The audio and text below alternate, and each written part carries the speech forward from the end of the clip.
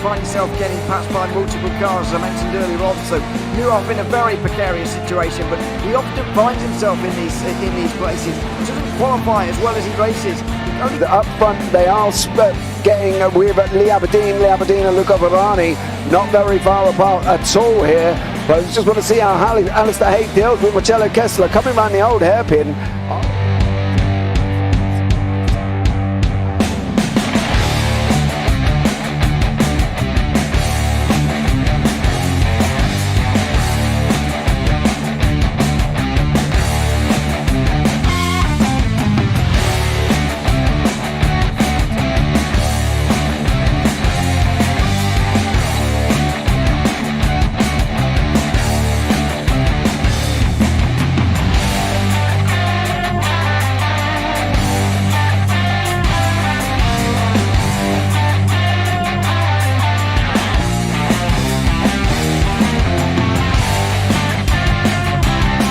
I would say it's not the best decision they've ever made, just not having done that under the safety car, really.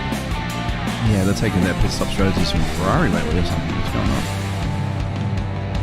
on? In turn one, just too much gas on, too much feet on the loud pedal, and unfortunately he's dropped him all the way down the order. But Philip Hammer is out in front by an 8.91 seconds.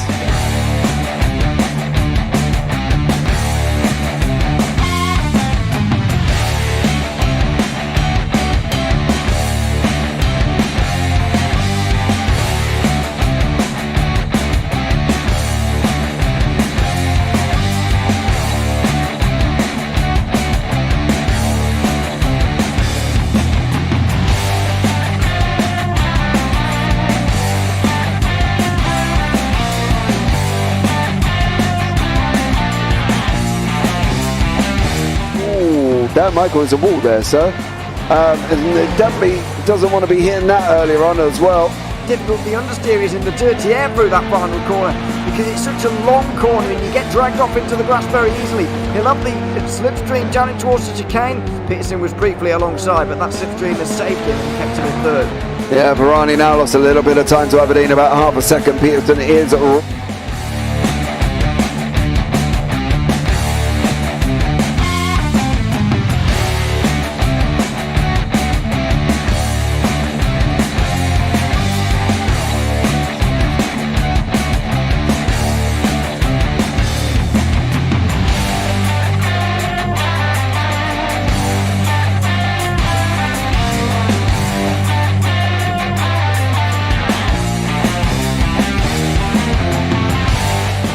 Pike's pushed Morton forward up ahead. He's got out of line. It's now Pike going to have a go at Werrell. Don't push him off. He's in the championship fight. Jack Werrell chasing down Carl Jacklin. Further down, Rob Williams and Chris Barnes. Sensational run outside line now though for the heavy braking zone. Around the outside goes the Audi R8. Look how much Miller's caught back into play. Exactly. Miller's still start trouble. He's left on second and change. All of a sudden Miller's back in play.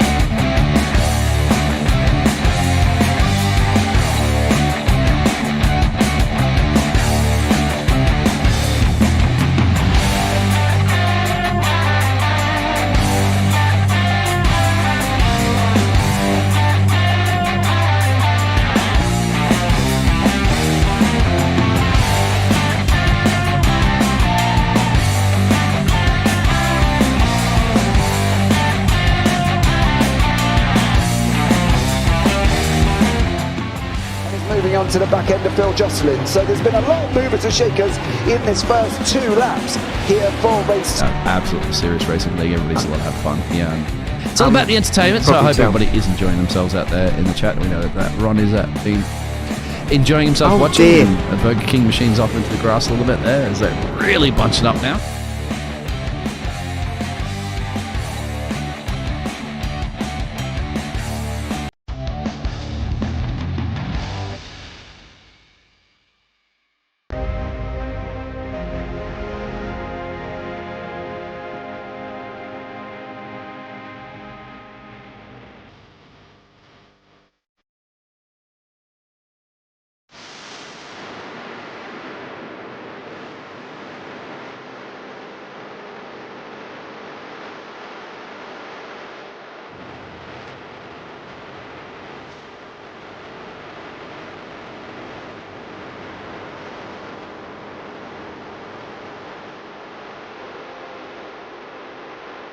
Coming down, does he have it? He's on the outside line though, going into the fastest corner on the circuit. Surely this can't work. Dominic Ligner has got a sensational run outside line now though for the heavy braking zone. Around the outside goes the Audi R8. Look how much Miller's caught back into play. Exactly. Miller's still such trouble. He's not on second and change. All of a sudden, Miller's back in play. Can Barry do it? Big Barry's gonna do it. Big Barry!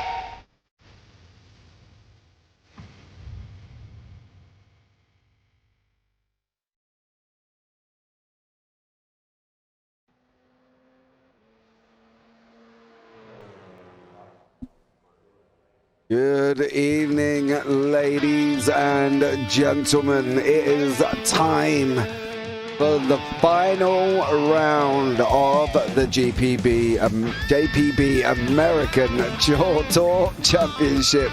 Round 10, live from the NASCAR Road Circuit. I am James Parfitt. I'm going to be joined in the booth once more by Mr. Zach Sweeney, who's been here all season long. So let's catch you up where we're at in these very interesting championships. In the standings, you can see currently at the moment, Carl Jacqueline is out in front, and he's got 40 points over Tom Woodcock in second, with Kev Aylett on 2-4-4 in third, Scott Malcolm in fourth, and then Victor Brown in fifth. They're really the main protagonists, but at the moment it's really down to Carl Jacqueline and Tom Woodcock. Tom's got a mammoth of a task. We've only got 45 points up for grabs. Carl literally only needs to score 5 to 10 points at the most, and he will be the champion. In the team standings, well, it's 5:04 currently for JAASR on 429 over Blade Designs, and then 357. That's probably the way they're going to finish, guys. JAASR just a little bit too far ahead at the moment there, with Blade Designs in that second place. So that's probably how they're going to finish. Now in the Pro Championship, well, we've got Adam Delmont out in front by 2. He's on 272, with Paddy Faulkner in the second place on 250. So 22 points there. Fraser Elphick in third, 15 points back from that one.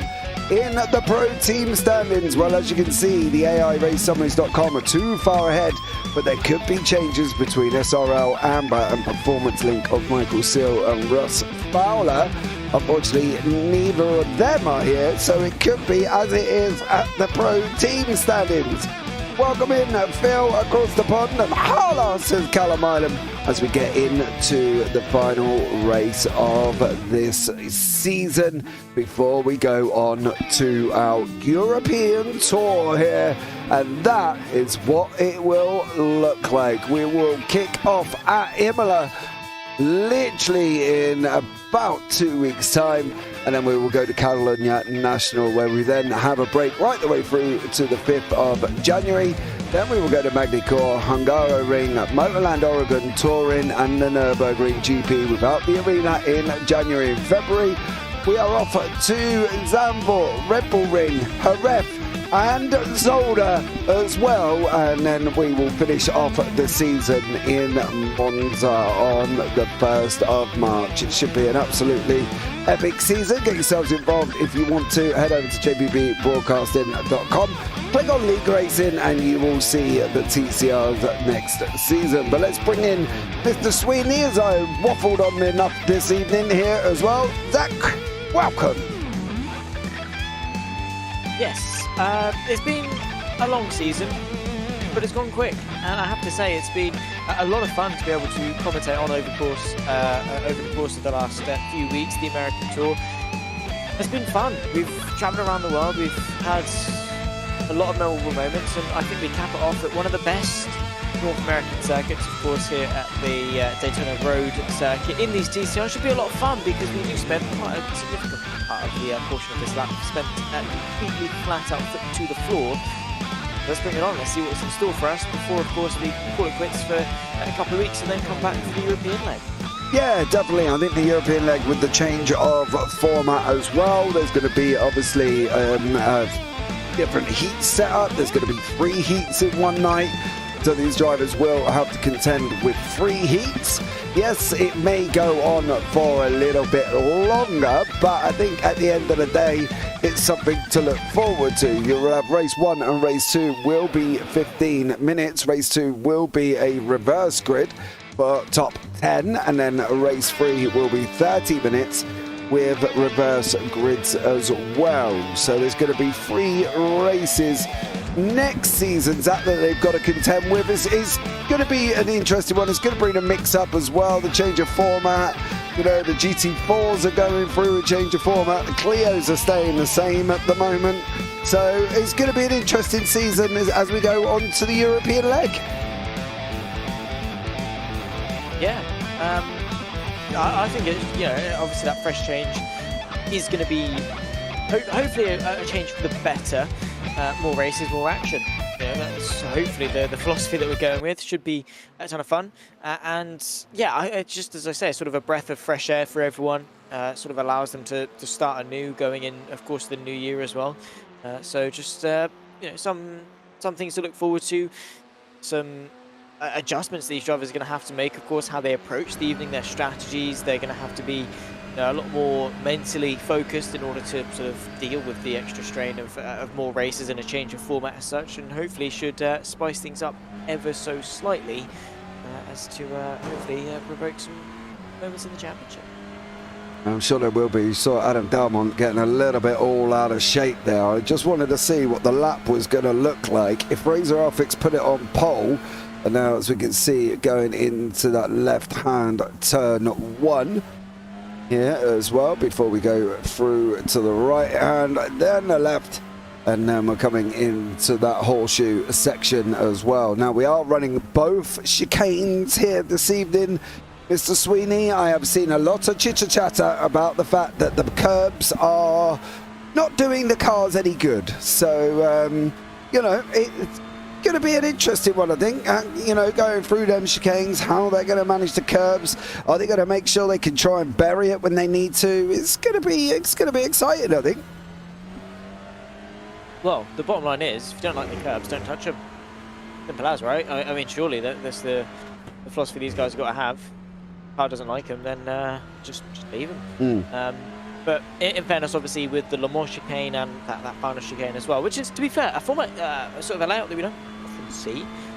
So, yeah, sort of a change there. Quite a quirky layout of this circuit, but fair dues. Anyway, sort of between both, you are carrying quite a lot of speed. Obviously, going into Le Mans chicane, you're trying to carry a much speed in, so you can sort of carry that speed coming out as well, because you're off the back of NASCAR 1 and, NASCAR 1 and 2. Then you're trying to carry the speed through NASCAR 3 and 4. And then obviously you then have to slam on the anchors once you've gotten back to top speed for that final chicane. So naturally, yeah, the curbs are going to be fairly substantial, but it's all about sort of that practice and nailing your racing line lap after lap, because these touring cars, they can take quite a bit of a beating. It's obviously just a fine line and a limit, and obviously a limit of precision these drivers are going to have to race within, and just an extra challenge they're going to have to contend with. Yeah, this is the curb at the final part of the racetrack. You see the chicane there as well. Going to be very, very interesting. Those cars look ace. It'd look better if you was in one, Mr. John Brown, and on the track. Where are you this evening, dear sir? Look at the car he's inside. Exactly. But yeah, it'd be interesting to know where Mr. John Brown is this evening. Mr. Woodcock here is battling away in the championship with Carl Jacklett, who is back into the pits here. I'm sure James has the best of compilation sorted. Well, I will do, but we'll see, because I want to get a video made for next season as well as we go on to our European leg. So I did come up with a wonderful idea the other day, but nobody went for it, Mr. Sweeney, and I wasn't too happy, to be fair. I thought after the European leg, we could do some 90s touring cars on AC in the Alpha 155, the Mondeo, you know, the Volvo Estate, the Primera, Do you know what would be good? and the Megane. What? Do you know what would be good? Is the 90s DTM with the Merc and the Alpha. Yeah, see, I wanted to do something different, but they are all the... What do you mean different? No one does DTM. Exactly, that's why it's different. And and nobody went for it. They all weren't happy. None of them wanted to. They all wanted to stay within iRacing. And do you know what's worse? Is there's rated AC as well. And well, no, there's not. there is. It's modded. Well, it doesn't and matter. it's cosmetic. It's not. It doesn't actually affect grip. Well, let's just say maybe I'll send you a video by our very own Kev Aylett, who has been doing some testing for me on AC, and you might see that could be slightly mishapped, should we say, as he was battling a typhoon in the TCRs there. So yeah, nobody went for it. You know what I mean? I had a 90s touring car with rain. Well, not rain every track, obviously. And everybody said no. They all didn't want to. Because they're iRacing nerds. Yeah, I know. But it would have been good, though. You can imagine. So, there we go. Up in Quali at the moment. We have got a very short grid. We've got 13 cars. Maybe even less if Deck Qualver and Chris Barnes are not in the session. We've got Carl Jacklett sat in the pits here. So it's a little bit of a low end, should we say, which is a bit of a shame, because I thought, you know, we might have had some, could have been a few more, but I'm not quite sure where everybody is. I know it's coming near Christmas and wives take over and stuff like that. So let's see what happens and see how we get on and see what goes on, I think. Yeah. Of course, Adam Damon, as it stands, with a fairly decent hold on to the pole position as it stands. Seems that Honda are fairly quick around here. I mean, they do take up half the grid, but you've got Dalmot, McNally and Faulkner all within the top 5, making up 60% of it, and then Hyundai making up the other 40, in the form of Fraser Elphick and, of course, Adam McCain. So the Honda does seem to be the car of choice, and it's baffling to me that Callum Reed Garton earlier on in the season like it. No. It's a quick car. Yeah, he didn't get onto it. He went over to the Veloster. Yeah, which is a bit of a surprise, really. But there you go. You know, is what it is on that one. Chris Barnes is going to start from the back as he's a little bit slow. Nobody really wants rain. They think they do, but the rain lobbies will be empty, says John. What do you think? It's a skill issue. I think you're right. I have to admit, I think you're right. I think it could be. I'm right. Do you know? It's an interesting thing with the rain situation, and you know they've come out and they've delayed it.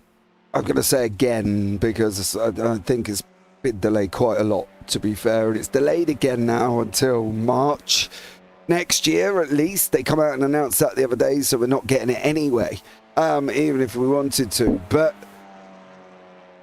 I think they need to implement it in a way where I think it's got to be all or nothing. I think they've got to either give it to every class so the rookies have a chance to get used to it, or put it in a C license upwards. But the trouble is how are they going to control that? Are they going to have it where it's only in certain car classes? Because let's be honest, can you imagine the super formulas and that racing around in rain on rain tyres? Yes. I can, yes, I agree with you.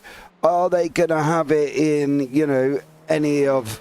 Oh, Paddy's got the DCW yellow livery. Sorry, I've just got easily distracted. Look at that under the lights. Oh, mate. That is just sexy. I need a minute. That is just a sexy looking car. You can't argue that. Look at it. Oh, Paddy, you are my hero. Yeah, it's changed, doesn't it? It normally looks like a police car. But the AI Race Summaries Wiener team here with Paddy Faulkner back in that yellow there as well. So yeah, so they're either going to stick it on all, or they've got to stick it on certain classes and certain license classes with certain cars. Don't get me wrong, I'd love to see a W13 rushing around in the rain, or a Super Formula, or an F3, but I don't know really, to be honest with you. I think you're right. I think John could be right on that one, and people will moan, and some of the rain lobbies will be empty if there is going to be separate lobbies, or if it's just going to be, you know, radicals in the rain at Donny all week, or are they going to make specific rain lobbies for them? Have it dynamic. Just have it rolling. Do what R-Factor 2 does, actually. Have it mimic the real life weather of a specific location at that point in time, or just have it random, you know. I agree. Just luck of the draw. 66% chance of it being dry, 33% chance of it being wet, and, you know, whatever. Because, I think rain would be an interesting dynamic. Obviously, I do agree with John Brown, is the fact that everyone hypes up rain so much until they get it, and all the elitists on iRacing start to pick it apart, and then they panic because the game, or the sim, I should say, before I get absolutely slaughtered, the sim that they've been playing for, 2009, so 14 years, finally has a big change to the weather, which completely changes the grip dynamics and the way the cars behave. It's going to take some getting used to. And if people are stupid enough to immediately jump into officials after doing no practice with rain, then that's their fault. I would say limit wet lobbies for, say, B license and above, or whatever. Definitely not to the rookies. Could you imagine rookies, some of the Formula Vs and some rain? Oh, that would be the rain at Bathurst and some Formula Vs. Ooh. Oh, can you imagine the aquaplaning coming down through into the Forest Elbow? How many pieces of carbon would the Formula V leave behind in the Forest Elbow?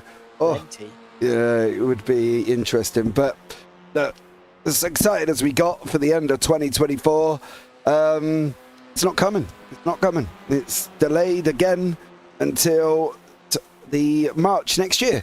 Now, that does leave questions somewhat on the update. At the moment, it's going to leave questions on the update because I think people have come out and said, well, you know, we're only getting one track, one car, you know, and a reskinned car it is anyway, of a 2-year-old car, and a track of Mugello, and then Okayama's getting a facelift. So it's going to leave the viability, I think, of this update, unless they're going to throw something completely into the mix. But let's see here as well. It's a very short grid this evening, but we've got Adam Dalmont in first, with Fraser Elphick second, Paddy Faulkner in third, Tom Woodcock fourth, Adam McNally in fifth, with Alan McCain in sixth, then Victor Brown, Stuart Gibbons, Scott Malcolm, Kev Aylett, Carl Jacklett, Dec Crowther, and then Chris Barnes. I'm starting to worry here, based on the fact that I may and probably should have stuck these on a rolling start on a banked corner in these cars, because I've seen these in Radical start here and they all literally slid down the banking. So this could be an interesting one. I'm sorry, gentlemen, if none of you go anywhere. My apologies. I probably should have thought about it. Yeah, if they all just slid down the top end. I saw it in a Radical. Daytona better. Yeah, Radical SR10. Literally, the lights went out. They all went to drop off, and nobody went anywhere. Their back end started going round to the bottom of the bottom of the track. So, if that happens, I do deeply apologise. But we have got. Oh, stay still, stay still. Lights are going to be on. The lights. There they all go. Ow, pajamas. I knew I should have changed it to a rolling start there as well. But Paddy Faulkner did get away. Adam Dalmont, Fraser Elphick in that second and third place. Fraser's gone in deep on Dalmont at the moment, but it is Paddy Faulkner who has got away. Kev Aylett's made a little bit of an issue and gone wide in turn one, with Victor Brown coming up behind him there as well. Chris Barnes, Carl Jacklett, all back from that, with Dec Crowther fighting away here as well. There goes somebody off the side of the circuit. That is Tom Woodcock, who has buried the car, and I've got a funny feeling that could be with Scott Malcolm here as well, as Woodcock goes to the left-hand side. Malcolm comes in. Whoa.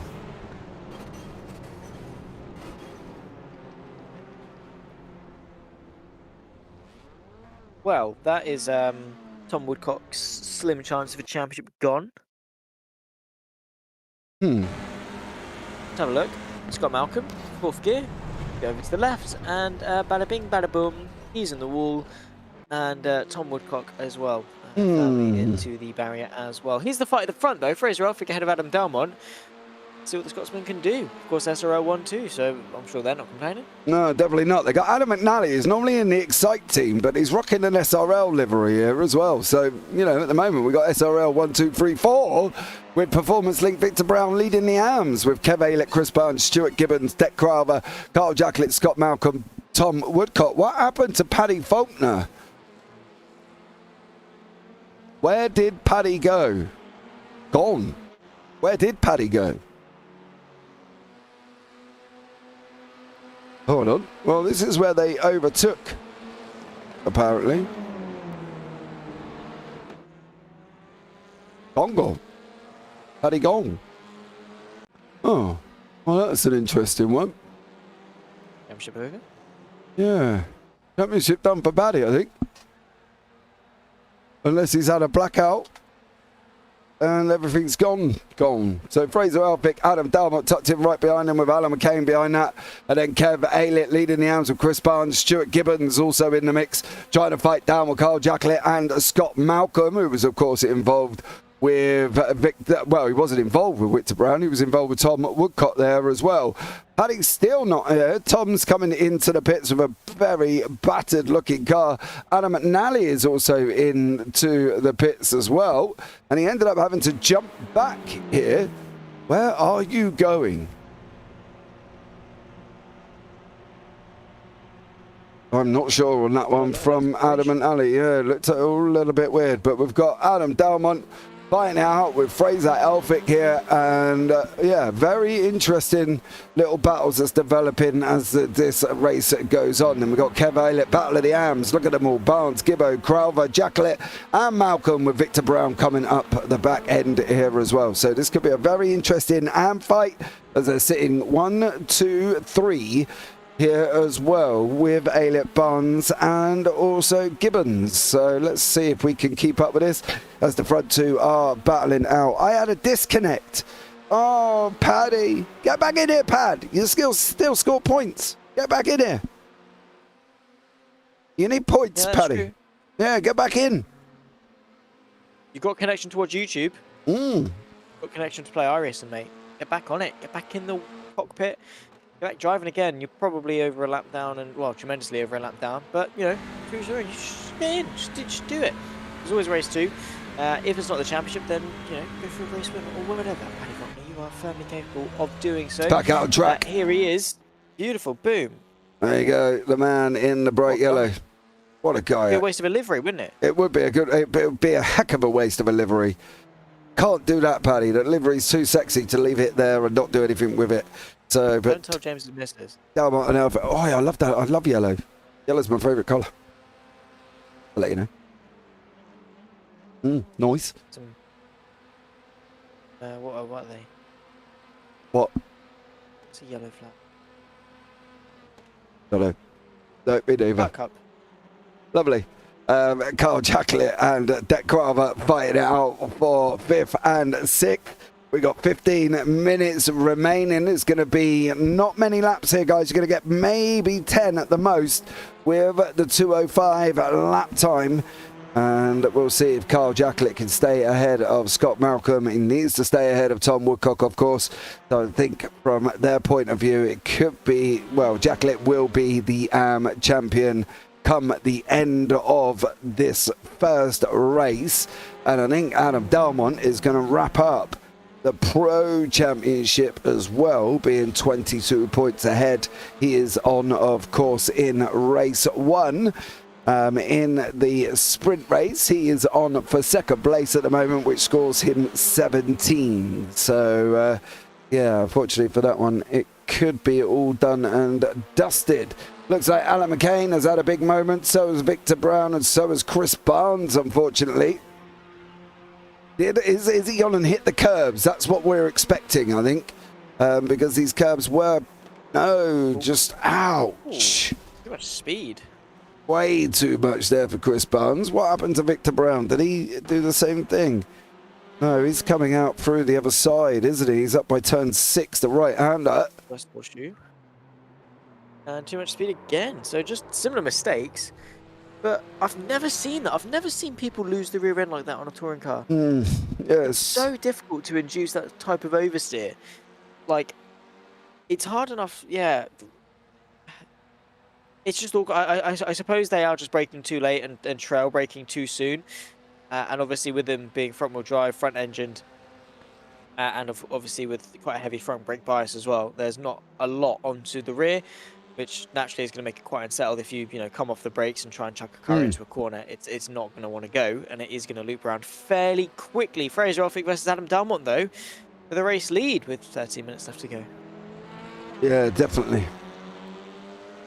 I don't know if Dalmont's really going to challenge Elphick. He doesn't really have to. He's probably quite comfortable where he is at this moment in time. So I think from his point of view, I don't think he really needs to. Carl Jacklett, again, doesn't really need to chase down Det Qualva. The championship will be done after this one. But I don't think you can fault Carl this season, Zach. He's done a mighty job in that car. Oh, for sure. I mean, he's had races where he's mixed it with the pros. He's had races where he's been completely off the pace and yet still finishes in third place. He's such a formidable driver, so much so that, he's just been there each and every single round. As I say, he doesn't necessarily need to be the quickest on track. He just needs to be the smartest and the most patient, and that's exactly what he has been all season long. He's been a standout driver, whether that's a quiet horse in the background or a standout spotlight driver, putting in the best lap times across the board, mixing it up with the pros across both races. He has just had a remarkably good season. Be interested to see how he does when he's promoted up to the pros for the next season, though, because as we saw with, of course, Jay Corley, after his AM win, doesn't always go to plan. So no, it didn't. The problem is obviously Jay found himself still mixing it up with the fast runners of the AMs, didn't he? And I think sometimes, as fun as it is for these AMs to get promoted to pro, they kind of really should sit back and think, can I really do it with a pro? Can I really, am I fast enough? Should I just stay as I am with an AM? It's difficult because they should automatically get promoted, and I think generally people can handle it, but I think it's just going to be a very different situation as we've got Stuart Gibbons just going under the inside of Kev down into turn one before we go through the right left of turn 2 and turn 3 and then coming into turn 4. So I think overall that although some people do get promoted as Fraser Elphick and Adam Dalmont still battling around as they come around the kink of 5 and then through turn 6, although people do get promoted, it is difficult. It is a shock. They've got to sit back and think, I've got to get quicker because that's the only way that they're going to be able to move forward themselves, isn't it? yeah, and that is a very important question that they ask. Obviously, should they do it with a pro? I mean, what are going to be the consequences? Is it worth it? Of course, and what is the guilt going to be when you wake up in the morning? But anyway, of course. And yeah, it all depends. So many different reasons. But I think I think at the end of the day, if they can, let me rephrase that. If they can mix it up and hold pace with the pros, then they may be, a lot better off. If they don't hold pace with the pros and get out and practice on track and go faster, they're going to be driving in the same area as the faster AMs. So there we go. Yeah, don't do it with a pro unless you can beat the AMs, right? And of course they, Carl Jacklett has had to beat off a lot of people this season in order to win that AM championship. So he clearly does obviously deserve that position. How many innuendos do you reckon we can get into this broadcast? I reckon there could be quite a few. Euphemisms? Yeah, maybe? you're the one who started. Well, apparently I started it, but there we go. But, look, Kev Aylett and Gibbo just swapping backwards and forwards at the moment on that run down into turn. Whoa! Gibbon. Way too much speed there. and goes and clatters into Kev, unfortunately, who has now dropped down here as well. Zach's a darn menace. Yes, he is. Yes, he is. Here as well. Carl Jacklett fighting it out with Deck Crowther. Crowther's had an interesting season. He's got better and better as the season's gone on. He's now battling for a podium, which is great here as well. Zach Sweeney, wash your mouth out. See, I'm glad it's you, it's not me. Hey, John O'Cook. I was about to say, go vote for me for the Simmies, but you can't because the votes are closed as of today. Yes. Unfortunate. So you already should have done. There's no excuse. Yeah, your favourite. Yeah, that should be a thing. The favourite innuendo of the sim racing commentary. 2024 would be fine. Yeah. Do you really feel that would be a thing? It would be an award JPB would win, isn't it? Oh, absolutely. I think if there was an entertainment commentary section, I do believe that we would win the entertainment section. And we wouldn't even need friends to do it. No, we definitely wouldn't, would we? We're more than capable of doing it completely on our own. We don't need a pat on the back and handed to us here. So we definitely don't need that as well. So, James, what are your opinions on blue flags? Don't even go there. I'm not even doing that. I'm not even getting involved with that one, as we got Carl Jacklett and Deck Crowther. But all I will say is that will not be the case this year. So I'm proud of that one. So it won't be the case this year. JAASR team are in everyone's crosshairs tonight. Yeah, they seem to be. First with Tom Woodcock, who got clattered by Scott Malcolm. And then Kev Elliott, who unfortunately got ran into by Gibbo. But they are leading the team championships by quite a bit. So I don't think JAASR have to worry too much. And then we've got Deck Crowther, who has got better and better as the season's got on. He hasn't, he swapped over to VR. He hadn't driven TCRs for a bit. And, he has had an improvement this season. Yeah, to be fair, I mean, same can be said for quite a number of drivers, in fairness. I think they have all taken steps in the right direction. And touring cars teach you a lot. They are such a hectic, frantic style of racing. And obviously, for the most part, we've had fairly big grids, upwards of in the mid-20s. I think the highest point we had 30 cars at some point, maybe. Right at the beginning.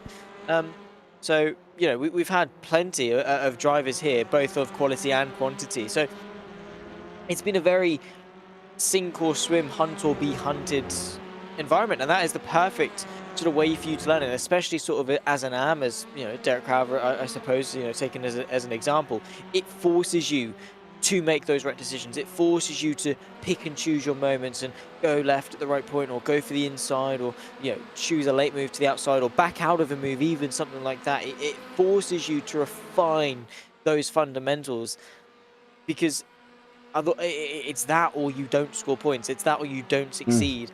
And then obviously, with it being such a highly competitive championship, it forces you to put the effort in and practice and make sure you are up to scratch of everyone around you.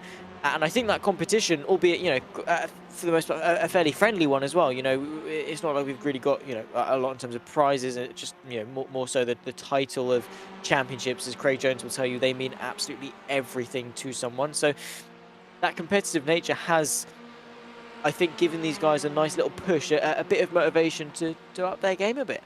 Yeah, definitely. Adam Darmont does look like he is going to lock up the championship after this race. Still sitting behind Fraser Elphick. Looking forward to the next GT4, sorry. Should be absolutely amazing.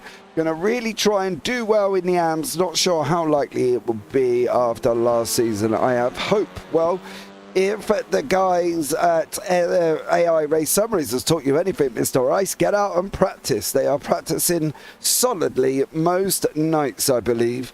So get yourself out there and practice as the two SRLs up front, the NXT Gen and the Amber car, I could have just called it Next Gen, really, to be fair, are out in front. Why are you not on track, JB? Yeah, I've asked the same question. He keeps ignoring my question, but where are...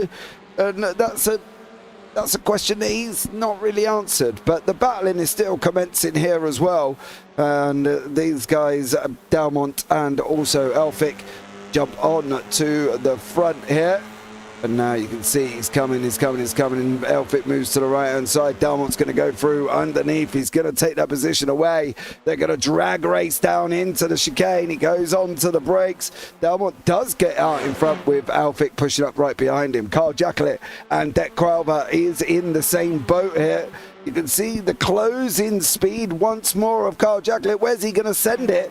Is Crowther going to open up the inside? He has. Jacklett's going to sneak through underneath. He's going to try his absolute darndest as they come into that chicane now as well. And Carl Jacklett getting it stopped, goes through and gets the job done. Great run. That could be the theme of, you know, Carl Jacklett, Deck Crowther, Elphick and Delmont, because of the runs out of them are so long.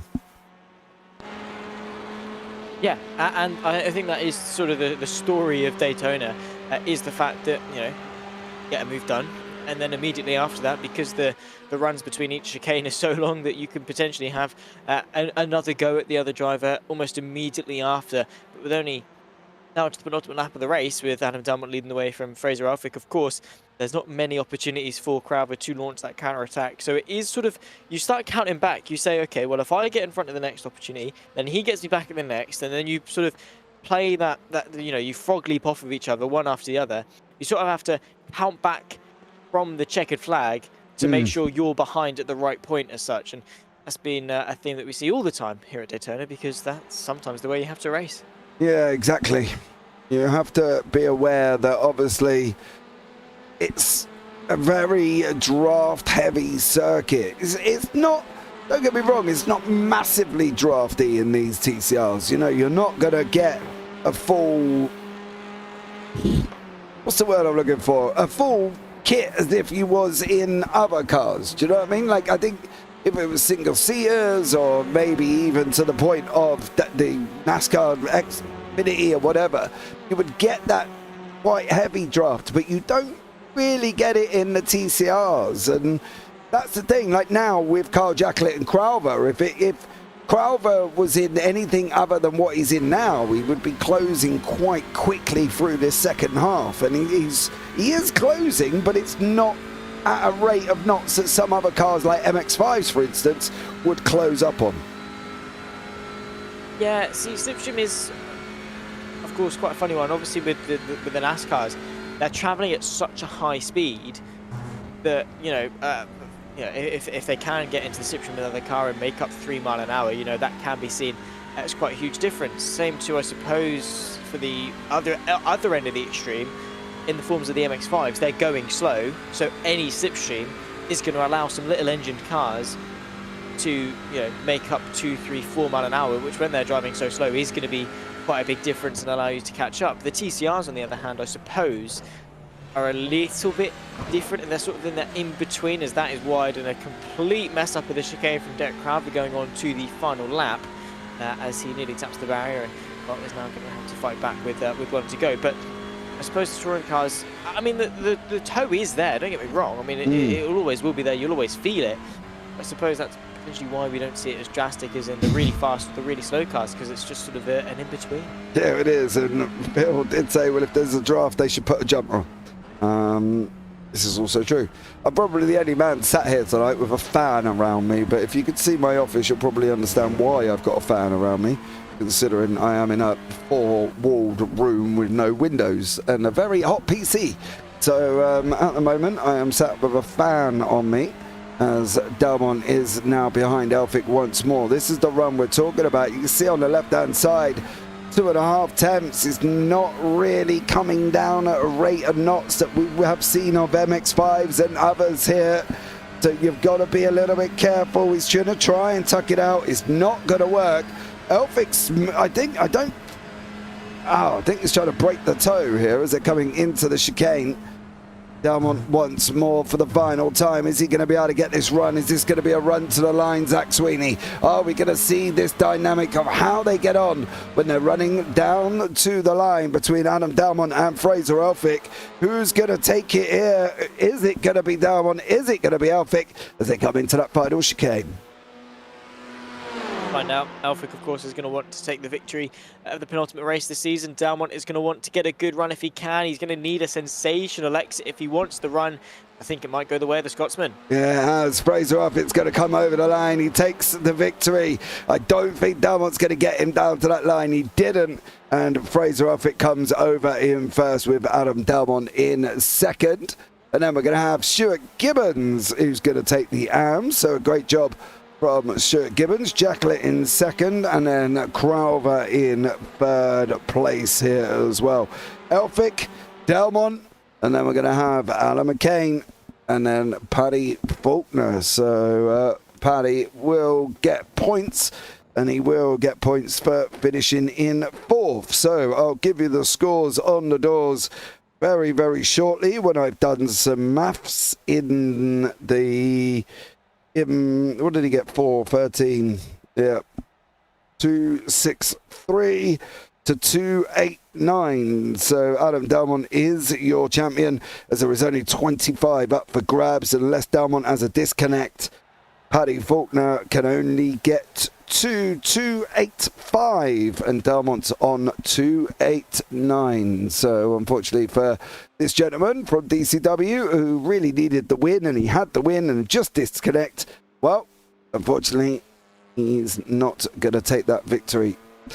Bit of a shame, but I think Carl Jacklett has also wrapped up the AMS, as Jacklett comes over in second place. He's going to be on 317. Woodcock started the day of 260. Where did he finish in the end? He finished 7th.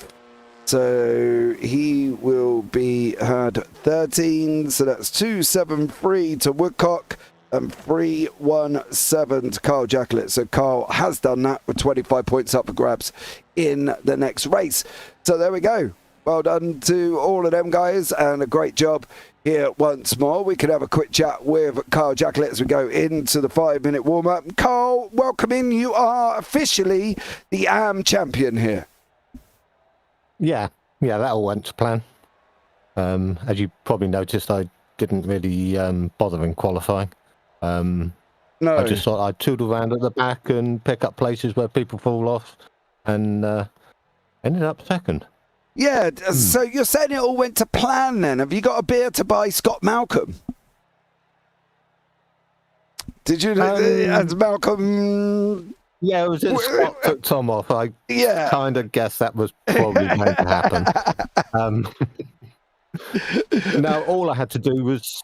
if Tom won both races and I finished last in this one, I would have won it. Yeah. So my plan was to finish last in this one, but they fell off. So that pushed me up. And I was following Derek round and got bored, so I passed him. Oh, okay. Well, fair enough. Fair enough there as well. Yeah. So... Because I knew at that point I didn't have anything to lose. I couldn't lose it. Yeah, no, you basically couldn't. One of the things I probably should have thought about is a rolling start there, as everybody slid down to the inside of the circuit, which was a little bit of annoyance. But there we go. Mistakes happen, Carl. You know, that puts you up in the pros for next season. How do you think he's going to be? How's that's going to work out?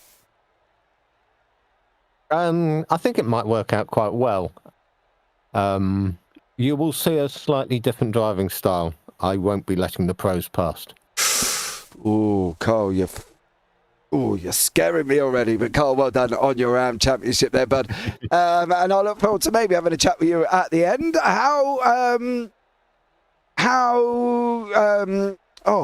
How's it been for you this season? Sorry. Is race 2 going to go? This season's been pretty straightforward. Round 1, Scott had some really good pace in round 1, and I thought it was going to be quite a battle. But I put a bit of time in and learned to drive the car with the brake balance as you need to have it, and found the pace. And just drove a very reserved championship. Yeah, I've gone for points all the time. Tried not to do anything silly. Scott and I came together once. That was a bit of a mistake trying to go for it, but you know, we're racers at the end of the day. So after that, it was very much just drive for points, drive for the championship, and it worked. Yeah. Okay, mate. Well done. Looking forward to race 2 because I'm gonna be going for it a bit more because I was just cruising in that one. Go on, Carl. You'll see what you could do. But well done, buddy. Congratulations on your championship. Yeah. And maybe we'll have a chat at the end of race 2, see how it goes. Yeah, well, it may well end in the wall. We Okay, shall see. mate. Well, take care, buddy. Got nothing to lose. No, Gonna go for it. exactly. Bye. Yeah, cheers, mate. Well, there you go. Nobody should have run out of fuel. The setups were changed to 38 litres. Nobody else ran out of fuel.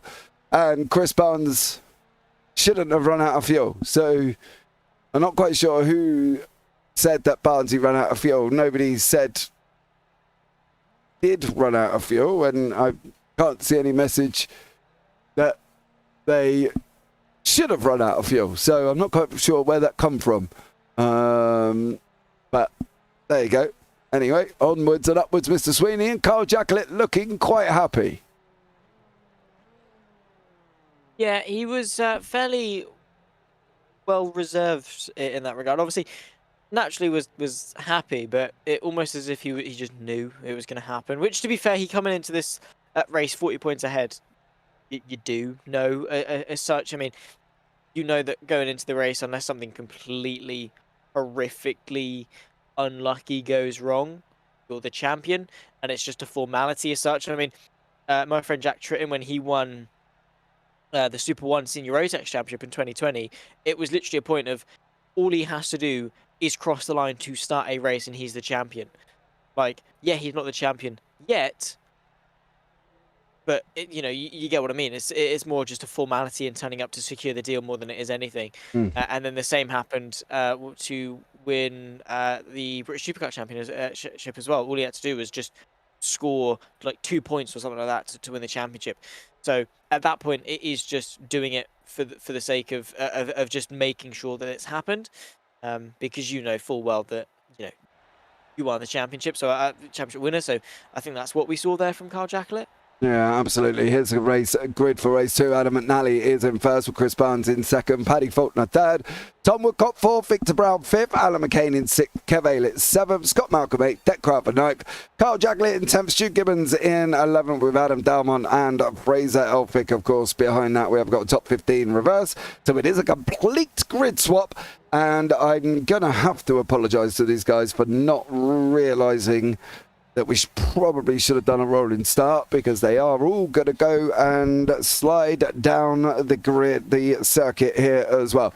So we're going to get this underway. We'll give them a minute to recover the cars, guys, because unfortunately, you'll get what I mean very, very shortly. So lights are out, and there they all go to the right-hand side here as well, and now everybody is up and running and racing. McNally out in front, Faulkner, Barnes, Malcolm and Aylett are your 1, 2, 3, 4, 5, with Scott Malcolm there gaining 5 places at the beginning, and then Gibbo at the back with Fraser Elphick, Deck Crowber here as well. Adam Dalmont in the mid-pack, he is racing along with Carl Jacklett. Carl said he's not going to give it over too easy here. Well, he's just got it over there, and Alan McCain is unfortunately off the side of the circuit. He's going to be playing catch-up once more, but Adam McNally out in front with Paddy Faulkner flying along quite nicely here. Yeah, Paddy Faulkner, of course, going to be hoping for a bit of a better race 2 than he did race 1. Couple of moves as well. Dalmont pretty up 7 places off the opening moment, and it is, I suppose, quite an icy start with the lack of grip that all of these cars have. So there's plenty of opportunities to go forwards and backwards. Scott Malcolm off to a bit of a better start this one as well, sort of avoiding some of the misfortunes he had in race 1. He's moved his way up to third, but in the carnage and chaos that's ensued in the opening laps, McNally and Faulkner are half a second clear of the pack, and that's going to be a huge help in breaking away from that slipstream train. Yeah, exactly. It will be. Scott Malcolm has got Chris Barnes and Adam Dalmont right behind it as well. And then behind that is Kev Aylett and Jackalit, of course. Then Woodcock back from there. So there's been Victor Brown's had a moment. Alan McCain looks like we saw him go off the side of the circuit as Aylett and Jackalit are fighting it out. This could be a very interesting battle as Dalmont is... Oh, McNally.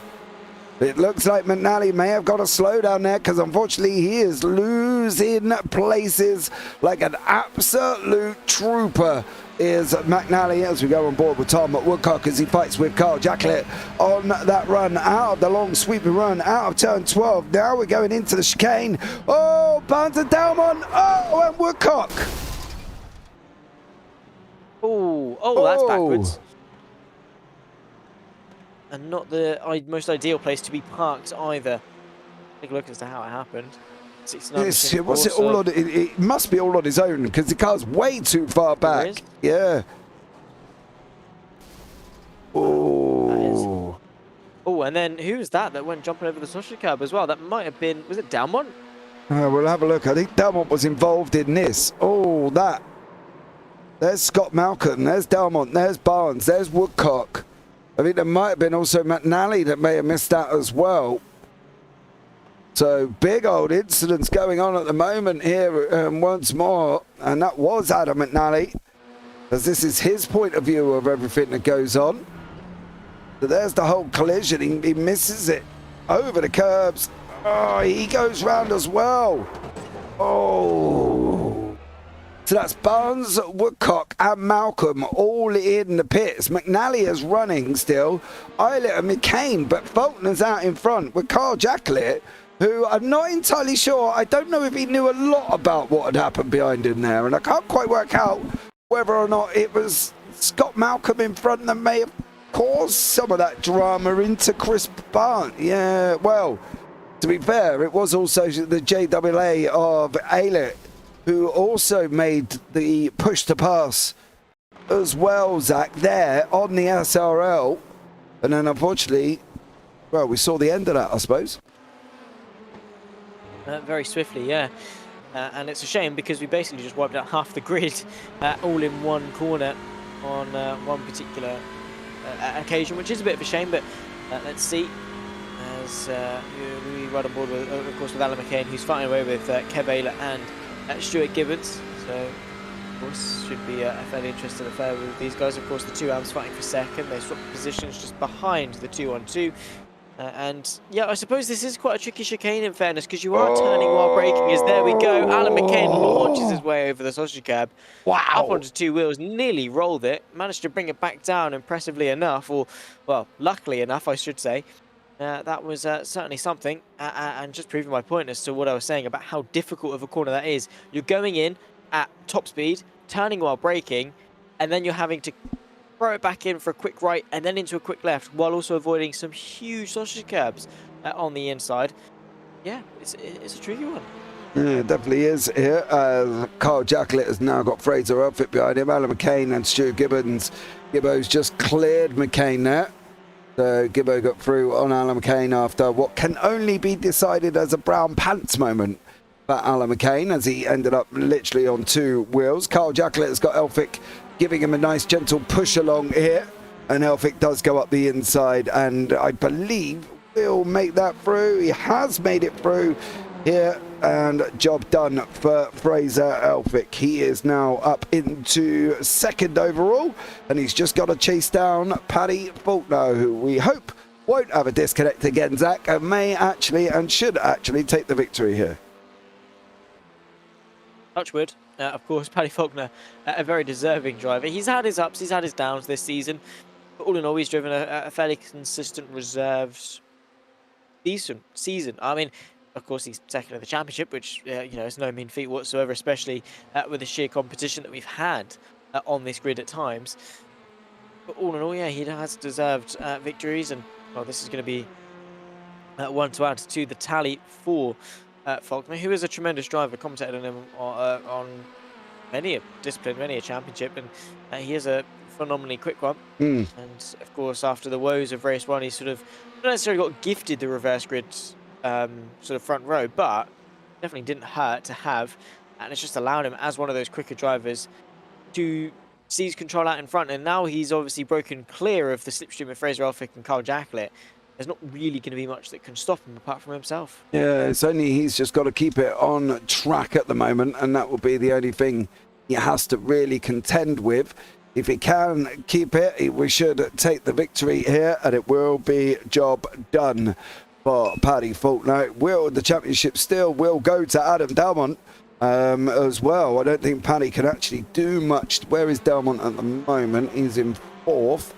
He will get 19 points regardless, and unfortunately, even if Paddy gets to 25, I don't think he's going to be, he can't even get anywhere near him. So, you know, Carl and Adam have wrapped this up here as well. JAASR wrapped up the team standings, and AI race summaries have also wrapped up the pros.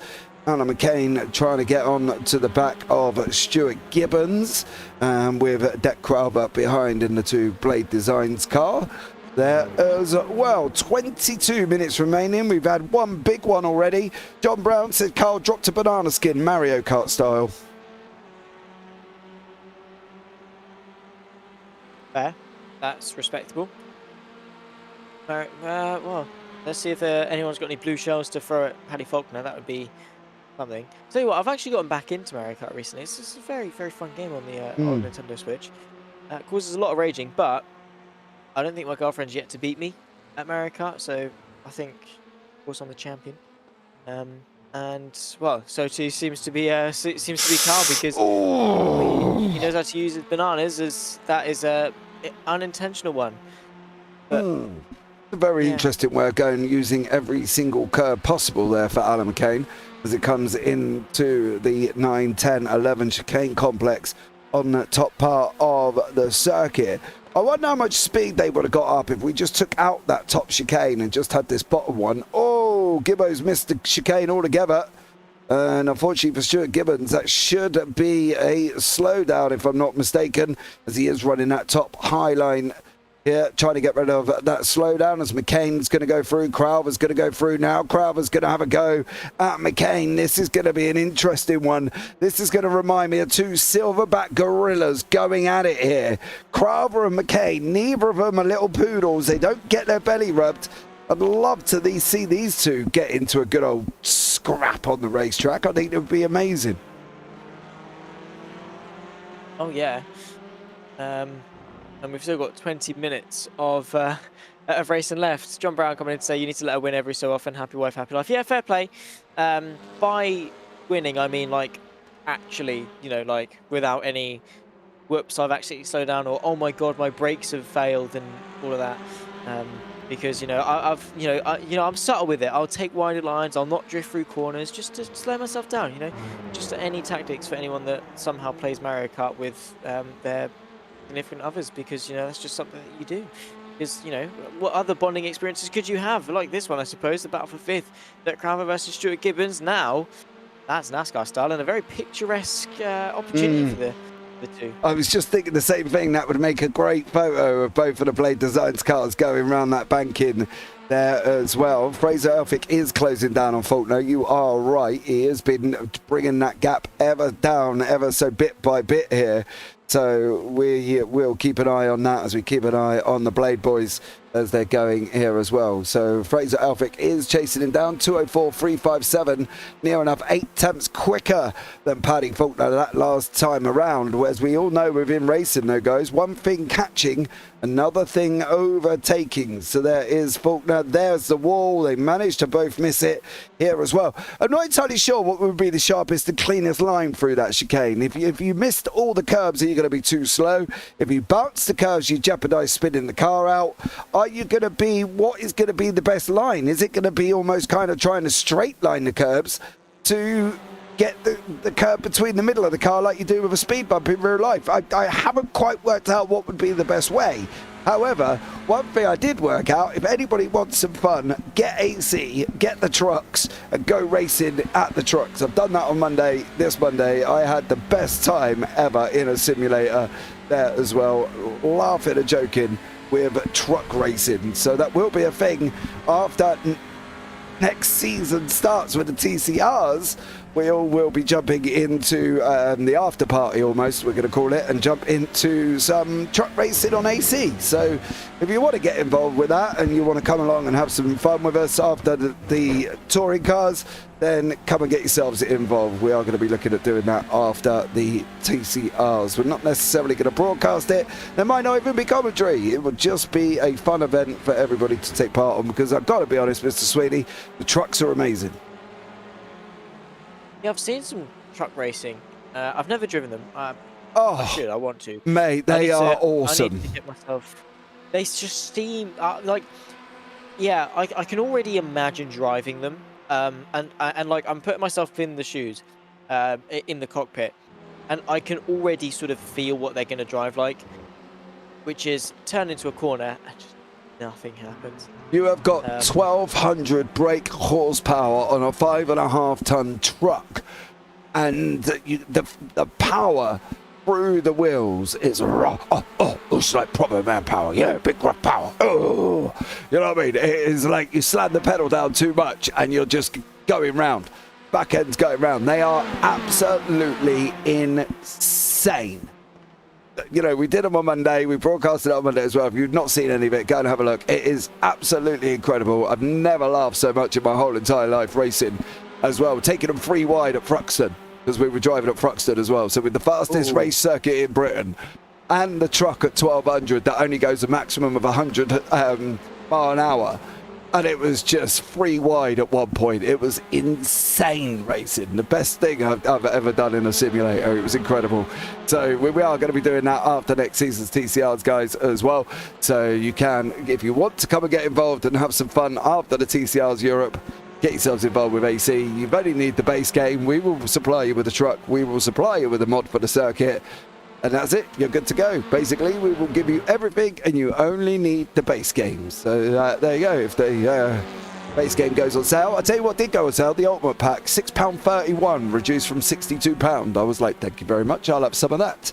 So there we go. As Paddy now has been caught by Elphick here once more as they go running out of 7. Up through 8 at the moment. Elphick closed him down lap after lap after lap. He's got it down to half a second. Paddy had up the game. He broke into the 204.72. Elphick on a 204.37. So 4 tenths back here once more. So, yeah, Mr. Sweeney, get yourself a wheel. We're coming up some fun with trucks. Yeah, maybe. But I'll also need to get myself... I'll either need to get myself a sim. No, just just I don't really have anywhere to put it. Strap it onto the desk. There's no space. The problem with that is I'll have to get a new chair, because the one that I've got, as great as it is, You got wheels on. can't. Yeah, it's got wheels on. I don't think I can take them off. No, you don't need to. Just lift the back end up and stick the wheels in a shoe. They don't move. Or do what I did and went and grabbed the dining room table chair, and they didn't move either. So yeah, there's options there. Yeah, because the dining room table chair doesn't have wheels on it. Exactly. You just go lift it, put it in front of you, kick your rolly chair out, sit on it, and away you go. Mate, Have a look. Where should I go? eBay? I literally strapped Edward's wheel to my desk. His pedals were underneath, and that was it. That was me racing. What should I go for? Thrustmaster or Logitech? Just get a G29 or whatever. You don't need nothing fancy. So, and Stuart Rice says he straps his Fanatec to a desk with his chair rolling around. So no excuses. Yeah, but have you seen Stuart Rice drive? No, oh, Zach Sweeney, you bully. As Paddy Faulkner and Elphick are going at it now once more, coming into that turn 6 before we go on to that tricky turn 7, where if you get the power on too early, you are just going to go round here. So what can Paddy do? He's in that lovely yellow DCW livery that looks absolutely stunning under the lights here at Daytona. So an absolutely incredible one. You have to broadcast the trucks, James, as no one does it, and you will get all the truckers watching. Well, yeah. Also as well, if you are in the JPB Discord on the 27th of December, we're going to do a fun NASCAR race. as well. We're going to do a cash prize on this one. This is not going to be, there's nothing major going on. We're going to do the next gen cars at Daytona, funny enough. 50 laps, 2 fast repairs, cautions on, waiver rounds will be on, and lucky dogs will be enabled as well. Session opens at 8. The racing and qualifying starts at 8:30 quali. 30 minutes in quali, 6 minutes, 4 laps, and then we're going to go 50 laps. £2 entry fee, with the top 3 drivers getting the prize money split between them. So if you've had an expensive Christmas and you want to come and get involved, obviously it's like anything, guys. The more people that get involved, the more prize money's going to be. So if you want to get involved, come and have a go. I'm going to be racing as well. So just for the fun of it, because I want to. So yeah, come and have a go at that on the 27th. We are going to break it up here as well. So we will be on the 27th. So there will be one broadcast over Christmas, Phil, and it just might be me driving NASCARs around Daytona, Mr. Sweeney. Oh wow, that is going to be. Oh, sorry for anyone else that's on the track. That is dangerous, I suppose. Yeah, that would be. It's not going to be dangerous. I don't think I've ever seen you drive an oval. Yeah, I can drive ovals. Can you? Yeah, just turn left. Oh, no. Really? Elvig and Faulkner having a contact. Oh, wow. Yeah, I'd kind of be on the lights as well on that one, Paddy. I got to be honest, that looked a little bit of a nosedive deep here from Fraser as the corner's already started as well. Oh, no. I am not accounting that as a long side. Don't even go there. So, yeah. Well, there we go. Push to pass on that one, unfortunately, there for Fraser. Don't tell me he was alongside. He was not alongside at the moment Paddy was taking the corner. So, therefore, did not deserve to have the space. So, if you want to argue with me, all emails to idgaf@jpbroadcasting.com. Yeah. Is that the new email? Yeah. That's why I've not been paid yet. That's the one that goes straight. That's the one that goes straight into the spam folder. Oh right, yeah. All right. That's where all the everything else is. So that's the one that goes straight into the spam folder there as well. So Paddy, all my emails go. yes, well I purposely put you in the junk folder. So there we go. 11 minutes on there. Paddy would have done the exact same. No, I don't think so. Elphick should really give that back. He should. I agree with you, Stuart Rice. Yes, but doesn't make it right. No, and I can guarantee that may have been a swap of positions. But I can also guarantee as well, and I think anybody can admit, you've got to look at that picture and think back to yourself, right? Faulkner was already turning, okay? So if he wasn't turning, I would turn around and say, yes, he deserves space. If they were on that run, so you can see it here at the moment, if he's already on the run down into the corner, Elphick is literally... You know, he's got further to dive than an Olympic swimmer. So, unfortunately, he has gone and tried to send it. Now, at this moment, unfortunately, I don't have a drawer on screen. Otherwise, I'd give you pictures here as well. But if you look at Paddy Faulkner's position, he's coming into the corner. Yes, he has left the inside. But also, at the moment of rotation, which is about now, he's going to try and reach. Fraser wasn't alongside. Paddy wouldn't have known that. That's a rear quarter. That's not the rear tyre. That's not the rear door frame. That's not the rear door panel. So it was, in my eyes, that wasn't alongside enough to warrant that move being done. So, yeah, I unfortunately cannot vouch that was awesome driving. And yes, maybe Stu Rice is right. The play should go back the other way, and maybe it should. But we're not in the car. Maybe Fraser doesn't feel he's done anything wrong. Maybe Paddy does. Don't really know. But, you know, at the end of the day, stewards are there for a reason, JB. Stewards are there for a reason. And if none of you put any complaints in or file any steward reports, they're not going to look at it. So as lovely as it is here as well, as Fraser looked like he got a slowdown at that moment in time, and Paddy has gone through. As much as I love reading your messages about that, if you don't put a complaint in, don't. So, you know what I mean? Don't put a complaint in. Don't. Yeah, I was going to say, if you don't put a complaint in, don't moan. You know what I mean? It's one of them, innit? It's like saying that, oh my God, I hate the British government, but you don't go and vote. You know what I mean? It's pointless. So, you know what I mean? As far as I'm concerned, the stewards were there for this season. None of you hardly put it in. But yeah, you're here saying that. So, Have it. I'm trying to be. It's not about being savage. It's about being a realistic individual. If you've got a complaint system and you don't use it, you haven't got anything to complain about. That's the way I see it. If you've got a complaint system and you don't use it, you haven't got nothing to complain about. I don't know you did, John, and there was punishment come out of that. But out of all the incidents that are being discussed, there was only a few that put in, and there was incidents, and they were looked at and they were dealt with. If you don't put a complaint in, you don't use the system we put in place for you, don't complain. Or if you're going to moan about the politics of the Prime Minister and you don't go and vote, literally give up. Don't even talk to me. So there you go. I'm sorry. That's my philosophy. You know, if you say it's there, the stewards is there for a reason.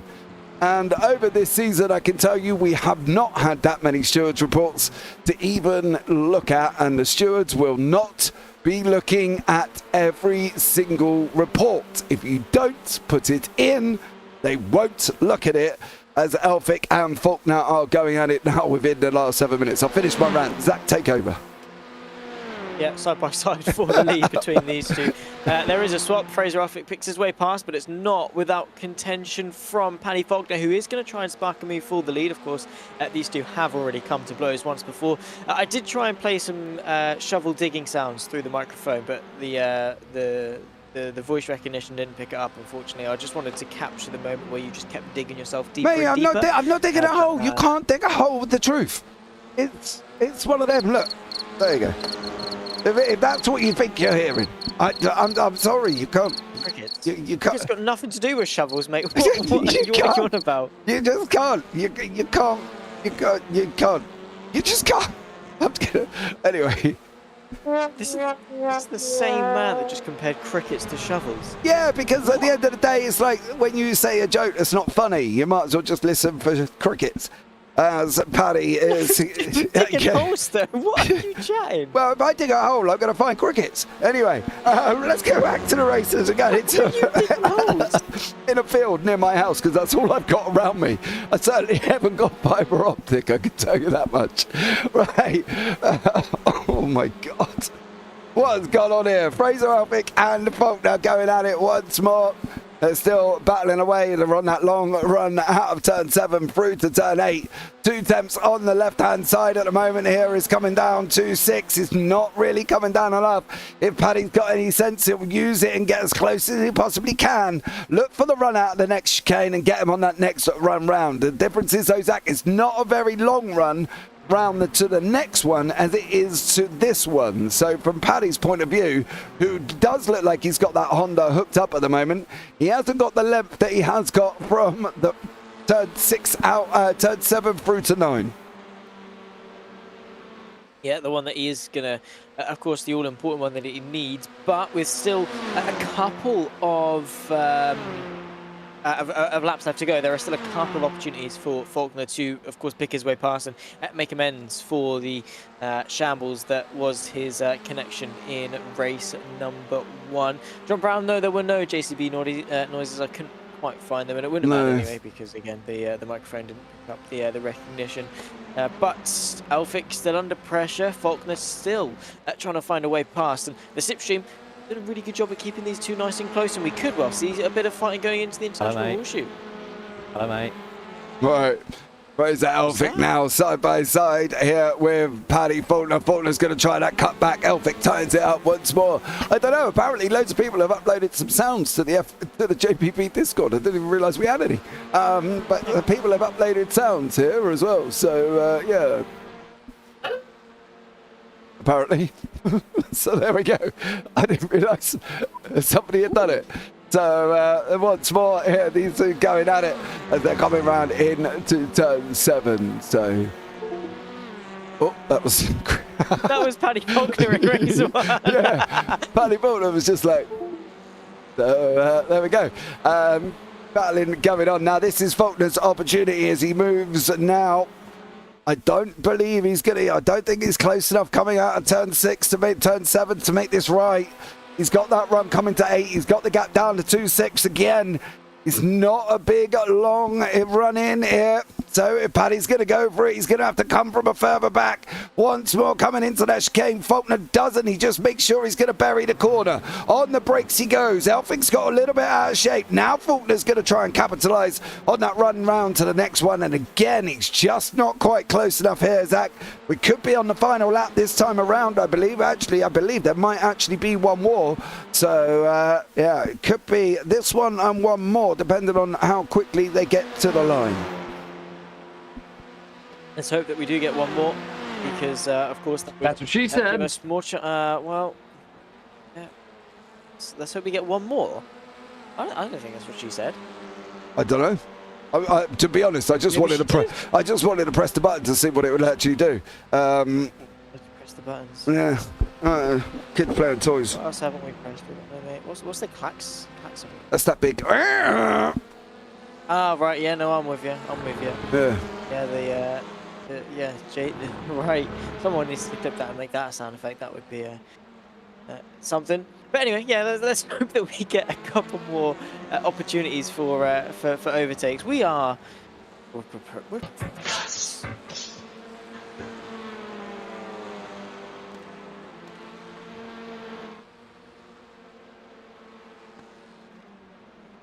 James Parfitt. That was not me. To be honest, when you see... This is your company. Yeah, I know. This is your livelihood. This is what puts a roof over yours and your family's head. And it doesn't... And yet you're paying... Yeah, and it does it very well here as well. So if you can't have fun while you're at work, guys, what is the point That's of what she said. Exactly. If you can't have fun while you're at work, what is the point of being here? That's as far as I'm concerned here as well. As you can see, Elphick now opened up a gap to Faulkner. McCain trying to close down on Carl Jacklett. He's going to be using the draft as best as possible as he comes running out of 8 in through 9, 10 and 11. He's just not going to be close enough. Jacklett on the defense there, he didn't really let him go. Faulkner's bringing that gap back down to below half a second. Believe we should get one more lap. It's going to be very, very close here with these front two. They've got about a minute on the clock, and they've only got that run out of turn 12 coming into the 2 chicanes at the end, or the chicane at the end. McCain and Jacklett are side by side. Faulkner's now coming in once more. Onto the brakes he goes, into the left-hander. Then we're going to go right. Now we've got that tight left again coming out. Jacklett and McCain running side by side. Carl Jacklett does manage to hold on. What about Kramer? He doesn't clear Gibbo either. But this is it, Zach. One final move. One final lap for Paddy Faulkner. Is he going to make it through? Well, if he wants to seal the deal and end the season on a win, then he's going to have to. But of course, Fraser Elphick is going to want that same success. So it's a immovable object versus an unstoppable force in the fact that both of them want this win, but only one of them can get it. And, well, one of them is going to be bitterly disappointed by the time they reach the checkered flag. But we will, of course, soon find out. The timer will tick 0. Barney will be there ready with the checkered flag and will be very eagerly anticipating that run to the line. As I'm sure we all are, Paddy Faulkner has to nail this infield section. He has to get that drive initially. I think of turn 6 is going to be the start of what could be his move for the lead. Yeah, it is. He's got to get it right up behind Elphick now. This is the one. This is the long left-hander of 7 that could go wrong. Your car's all out of shape. He's all off balance. He's down below 3 temps. Is he going to be able to climb in? He's got a run now. This is it for Paddy Faulkner. It's all or nothing. Is he going to be able to close this up? He's got to get this down to 2.5 temps before they get onto that straight.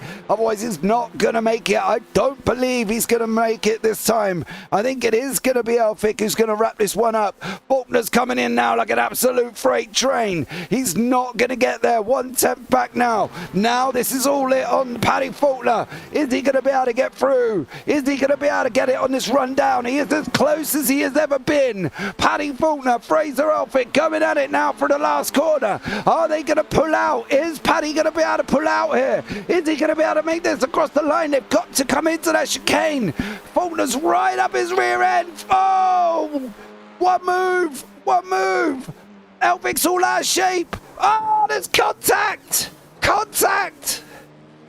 Oh, no.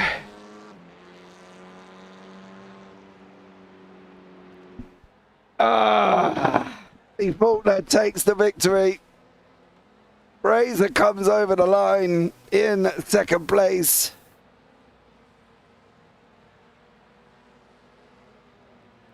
Oh, okay, so let's decipher this a minute, right? So Paddy tries to go the high line, okay? Elphick throws in the block, yeah? Which we can see. You can see that fairly obviously. So far. There's the block. Now watch as he comes in here. I've got a funny feeling this is where Elphick's back end starts getting loose, right? There's no contact there. None. So Elphick's now sliding. This is it. He's now sliding. He's trying to hold the inside. He's hard on the brakes. Faulkner's trying to also look at the inside. And unfortunately, he catches Elphick there as well. So, yeah, very, very interesting one. I think we can safely say once more here as well, but we will bring you up the results when they come along, as we're just waiting for Tom Woodcock, who's just gone over the line. And we've got Chris Barnes still out on circuit. There was something else moving in there as well that was so bizarre. I'm not even sure what Faulkner was even thinking. No.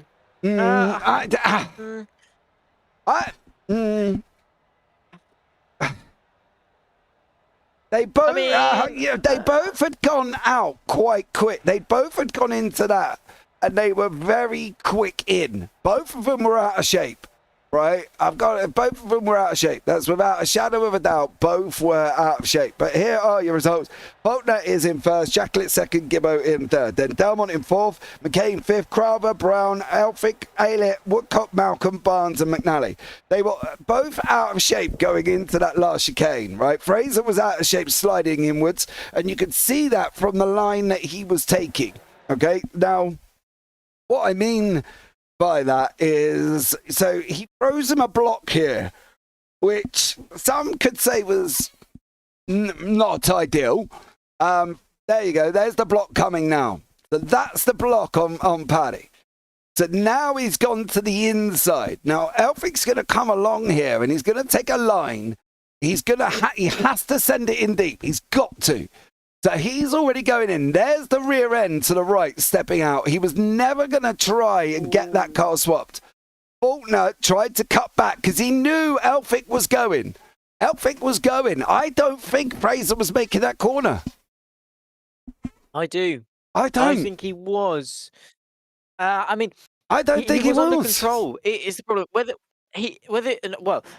Between the two of them, who is more in control? Definitely Elphick. Yeah, but I don't believe that he would have made that corner. I don't think he was going to get that car stopped. And I don't. But just the natural way of where Paddy was, right? And I'm not defending. Now, look. He can take that corner now. At that speed, he could take that corner easily. He can't. It's a cutback. I don't know. I tell you what, let's have a chat with the man himself who was involved in that incident. We've got different topics, different answers going on in the booth up here, but let's welcome Fraser in. He takes the win in race one. He takes the second place in race 2. Did have 2 points of contact with Paddy Faulkner here as well, but let's see what the man himself thinks about this situation. Welcome in, Mr. Elphick. How are you, sir? Good evening. Yeah, no, I'm not best pleased. It's actually worse than that. I didn't get second place in the second race because he hit me so many times that I ended up getting a drive-through with that last punt into the last corner. I ended up with a drive-through. I think the first Turk where he turned in, I felt he pinched me on the inside. I could say it was a racing incident, but then after that, I don't know if that enraged him or whatever. He then hit me about another 3 or 4 times, and I ended up getting on that last punt where I was in the lead going into the last turn. Crashes me out of the race, and it gives me a drive-through, which I couldn't serve, so I'm now way down the grid. So yeah, it's a shame. It was a good race. I was enjoying it. But there you go. Okay. Do you feel on the first incident into turn 6 there that you were adequately alongside to claim space, shall we say? Not even anything. Oh. He's going back to the waiting room. Oh. Oh, well, there you go. That was very short and sweet. I guess if you're going to go on that one. Sorry, disconnected, he said. So, yeah, let's see. Let's see if he wants to come back. But if not, no drama. Right, hold on. Let's see if we can here as well. Right, Fraser, are you back here? Sorry about that, boss. Apologies. That's all right, mate. I know you know what I mean. Let's answer. So I'm going to ask a question here, and I'm going to be honest because this gave me a difference of opinion here. All right. So I'm not out to Barney. So do you feel you were adequately alongside the first time? I think it's marginal. I definitely think it's marginal. I know that I would give the space, and he knew I was there and turned in anyways. I haven't looked at the replay, so like. At the time, I definitely felt that I hadn't done anything wrong, which is why I didn't give the position back. But I, as far as I was concerned, it was a racing incident and maybe more on his end. But if I've not seen the replay, so I don't want you to hold me to that. No, look different in a replay. Yeah, I think the thing is for me, right, I've always been, an advocate. If you're alongside your rear wheels, your front wheels are at least alongside their rear wheel, right?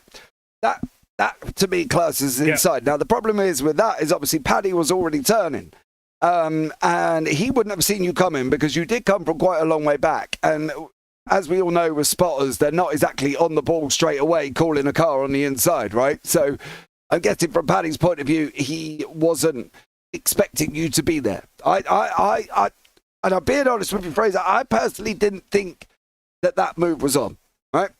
Now, that out of the way. Yeah. The racing after that was great, right? You guys were... Just very briefly, I just want to say I'm not actually... That incident, that forget about that. Like, yeah, if it's my fault, hands up. Right. Now, on the last one... I'm not sure it was, but whatever. No, I'm not saying it was. I'm just saying, from my opinion, I didn't think there was space there. Now, going into the last one. Now, it's a very difficult one, right? Because at one point, obviously, you chucked the block on the outside. We all saw that, he's gone to go to the outside. You've thrown the block up to try and defend him to go through, which is fine. You've both carried a hell of a lot of speed into that chicane. Now, were you making the corner? That's my question, and that was the question I asked to Zach as well. Oh. I didn't know if the speed you were carrying, if you were going to make the second part of the chicane. No, I had that corner unlocked. That wasn't even an issue. I was completely in control, 100%. And in terms of me blocking, that's if you look at all I'm the only one that rounds that wide line. I go right up to the number 3 board, turn and braking. So I wasn't blocking. I could see that he was moving up, and I moved up as well. But it wasn't a block. That's my line. And in terms of making that apex, it's not even in debate. I didn't even take it. I wasn't even pushing incredibly hard. Because I knew he was going to have to go to the outside, and that would give me the apex. So it wasn't even going to be an issue. I promise you. No dramas for me on that one there, Bud, as well. I believe you did finish third in the championship anyway. So you finished in third. You wrapped up that third place here as well. So well done to you on that one. Anyone you want to give a shout out to, Fraser, before we let you go? Oh, crikey, I hadn't even thought about that. I guess, thanks for organising this league. I've enjoyed it. I'm hoping I'll be coming back next season. We just need to see how timings go and things like that. So thanks again, guys. Take it easy. Thanks for the broadcast. No worries, buddy. We will catch up with you soon here. Thank you so much. Now we're going to have a chat with Stuart Gibbons, who has come into the booth probably in mid-conversation by the sounds of it there as well. Stu, not a bad evening for you. A win and a second place in the hands. Not a bad shout at all.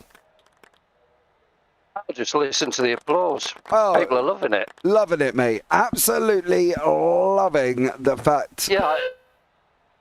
There we go. That wasn't me. That wasn't me. Yeah, I don't know what kind of happened in those two races. I think probably because there weren't so many people in it and quite a few crashes, and my speed wasn't that bad. So all of a sudden I was like, oh, I'm doing all right. Yeah, you had a nice little battle with Deck at one point. I tell you what, if you ever want a camera shot, you should go and get a nice picture of the two of you going around the banking, two of you together inside of each other. It looked awesome. So, what was the situation with you and Deck? Were you racing? Were you giving each other polite room? What do you think? To be fair, Deck hadn't managed to get any practicing this week because he's been doing stuff for endurance and getting people's paint jobs ready. Whereas I've done a bit, so he knew I was a bit quicker than him tonight. Yeah. So when he kind of, if he found himself in front of me or behind me, he just let me go. And that bit on the banking, I'd had a bit of a bad one through the bus stop, I think, and it was like, mate, just keep going. I'm not going to try and overtake it. It'll probably kill us both. Yeah. So it was. I mean, we were chatting, and he was like, "Yeah, just go, don't worry about me." And I'm like, "No worries." So yeah, I didn't have to worry about him being behind me. Awesome stuff. Or in front. Well, how's the season been for you overall, Stu? Have you enjoyed yourself? I have, yeah. I think things have started to fall into place for me a bit towards the end of the season. Because I haven't driven TCRs for a while. But yeah, I'm looking forward to next season. Awesome stuff. So hopefully be going for an AM Championship next season. Hopefully you will be, as obviously there will be promotions and demotions as normal. Anyone you want to shout out, Stu, before I let you go? Oh, the Blade crew as always, Triple P, everybody who raced tonight, because wow, that was something else, wasn't it? And you guys as always. Awesome stuff. Well, a big thank you. Thank you very much for joining me, Stu. Look forward to having a chat with you next season. But for now, take care, buddy. And you. Cheers, James. Take care. All right, let's have a chat here as well. I'm going to bring this gentleman in first before we get to the two champions. This is Scott Malcolm, who's joined me in the booth. Scott, how are you, sir?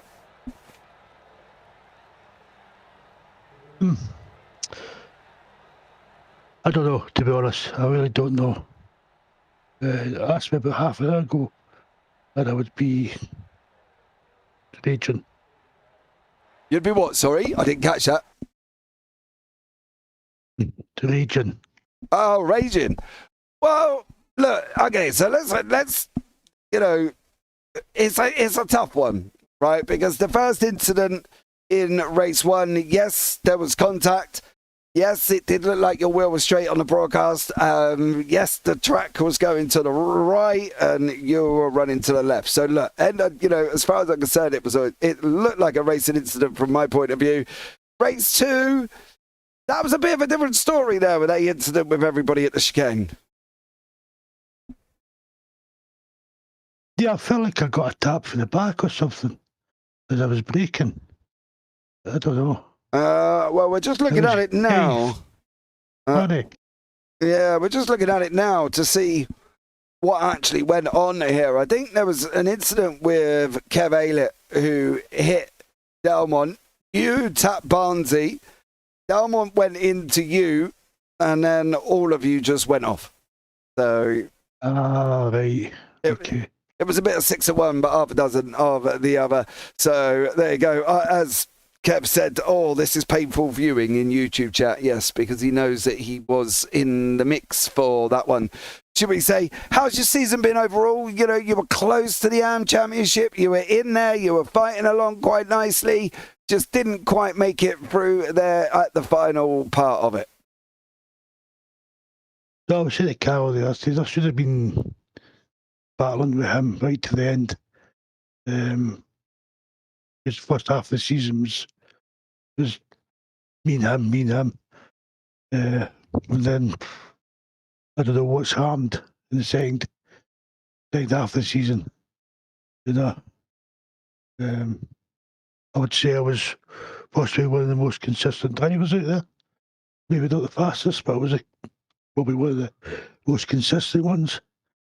But it's just, I just feel down about the way it's happened. I think you can still be proud of what you've done, though, because at the end of the day, you know, not everybody would have achieved what you've achieved. You know, you finished 4th in the end on the finals. And at the end of the day, you know, we go again in a few weeks' time. And I think, you know, it's whether or not you're going to be coming back for that one. But I think you've got a great opportunity of going for the AM Championship next season. You know, Carl's going to be promoted. There's going to be a couple of others that will be promoted. Some of the slower pros will come down. So I think overall, Scott, you can be proud of what you've achieved here this season. Yeah, I suppose so. But it should have been and could have been a lot better, in my mind. Yeah, and we wouldn't be racing drivers if we didn't think that, mate. But thank you so much for joining us. Anyone you want to shout out before we let you go? Yeah, just everybody for organising this league and all the rest of the drivers. And congratulations on Carol on winning. Awesome stuff, boss. And who won the pros? Was Adam? Adam, yeah. Yeah, congratulations to Adam as well. Awesome stuff. Well, thank you for joining me there, Scott, and we look forward to having a chat with you next season. Yeah, okay. Okay. Catch you later. Right, now let's bring in the man that was involved with a incident twice, actually, here as well, Paddy Faulkner. Paddy, welcome in. How are you? Hello, I was talking again and you dragged me and I should watch my Discord channel. But hello, James, how are you? I'm very well. How are you? A bit flustered, but I'm sure we'll divulge into it. Yeah, what was your take on the incident in well, let's just decipher in race 2, right? Because we know what happened in race 1. You had a disconnect, nothing you can do about that. So race 2, you know, you were on the pole position, you went out, you got the run. Fraser closed you down. You're coming into turn 6. Tell us from your point of view what it is. Well, so ideally I wasn't trying to get away from too much. I kind of needed a teammate behind. So because in this track you need draft. You know, you're just stuck in no man's land. So I didn't mind Fraser coming on the back of me, and it was quite helpful to me because of toe and things like that. And I wasn't going to fight him, and all of a sudden he tipped me going into turn 6. I was like, okay, fair enough, you know, it's on. So, you know, we kept going, scrambled, and let it be. And yeah, we had some real quite close driving. It was a bit of pushing, but there was nothing unusual in TCRs, and nobody was wiggling around. I was just trying to stay on the back of him, just keep on the back, because I didn't want to overtake just yet. I wanted to wait until like the last couple of laps and then make a move. But, you know, it was tit for tat. We was trading blows, and he was covering well, defending well, and I was pushing hard, and he was pushing hard, and you know it just is what it is. I've got to say, in the last sector of the bit, I'm not quite sure. I have looked back on it quite a few times, and as I was going into the banking, he wasn't really sticking to one line. He was kind of moving. So I tried to go up. He was kind of like slowly coming down. So I dropped down and he stayed on the line. With braking quite equally, but the Civic is better on it. So I had to put a bit more pressure in. And I think the rear of my car just tipped out a little bit, which caused the collision with him at the end. But unbeknownst to me, he was on a instant warning. And obviously that gave him the instant.